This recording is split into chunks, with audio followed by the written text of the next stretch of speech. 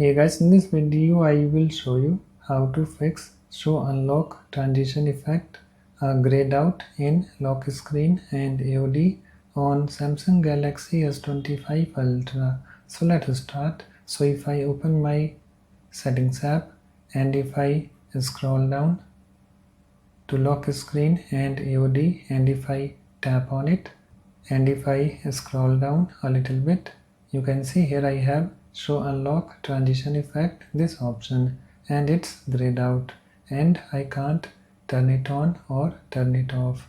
So to fix it, you have to open your settings app and then scroll down,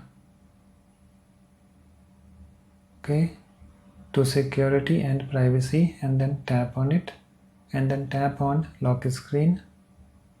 Provide your PIN pattern or password. So let me do that. Now come to biometrics, this section, and in this section just tap on face recognition. So make sure guys you have already registered your face recognition. I already did that. Okay, you can see remove face data.